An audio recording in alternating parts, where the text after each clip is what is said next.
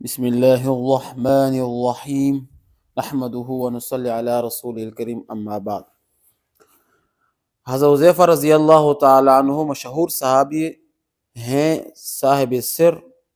ان کا لقب ہے حضور اقدس صلی اللہ علیہ وآلہ وسلم نے منافقین اور فتنوں کا علم ان کو بتایا تھا۔ کہتے ہیں کہ ایک مرتبہ حضور اقدس صلی اللہ علیہ وآلہ وسلم نے قیامت تک جتنے فتنے آنے والے ہیں سب کو نمبر وار بتایا تھا۔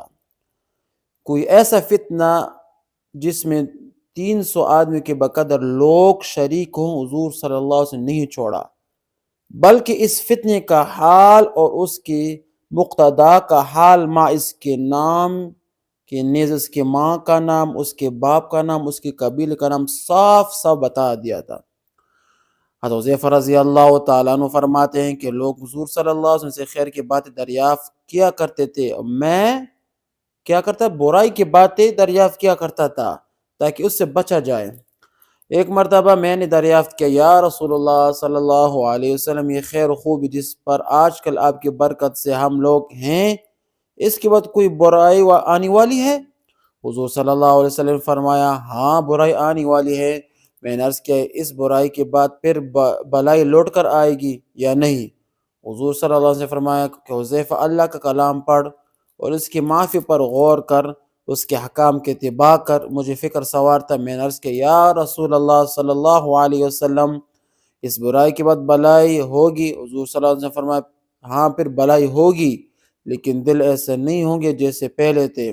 میں نے عرض کیا، یا رسول اللہ صلی اللہ علیہ وسلم، اس بلائی کے بعد پھر برائی ہوگی؟ حضور صلی اللہ علیہ وسلم نے فرمایا، ہاں ایسے لوگ پیدا ہو جائیں گے جو آدمیوں کو گمراہ کریں گے اور جہنم کی طرف لے جائیں گے۔ میں نے عرض کیا، یا رسول اللہ صلی اللہ علیہ وسلم، اگر میں اس زمانے کو پاؤں تو کیا کروں؟ حضور صلی اللہ علیہ وسلم نے فرمایا، ہاں اگر مسلمانوں کی کوئی متحدہ جماعت ہو، ان کا کوئی بادشاہ ہو تو ان کے ساتھ ہو جانا، ورنہ ان سب فرقوں کو چھوڑ کر ایک کونے میں علیحدہ بیٹھ جانا، یا کسی درخت کے جڑ میں جا کر بیٹھ جانا اور مرتے دم تک وہیں بیٹھے رہنا۔ چونکہ ان منافقون کا حال حضور صلی اللہ علیہ وسلم سب کا بتلا دیا تھا، اس لئے حضرت عمر رضی اللہ تعالیٰ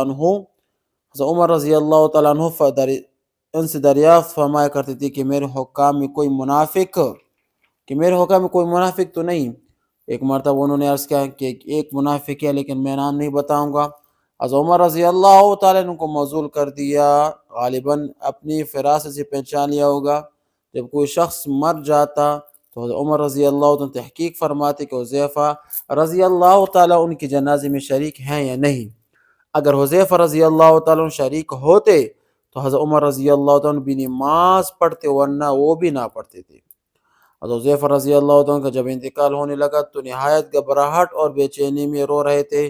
لوگوں نے دریافت کیا کہ فرمایا کہ دنیا کے چھوٹنے پر نہیں رو رہا ہوں، بلکہ موت تو مجھے محبوب ہے، البتہ اس پر رو رہا ہوں کہ مجھے اس کی خبر نہیں کہ اللہ تعالیٰ کی ناراضگی پر جا رہا ہوں یا خوشنودی پر۔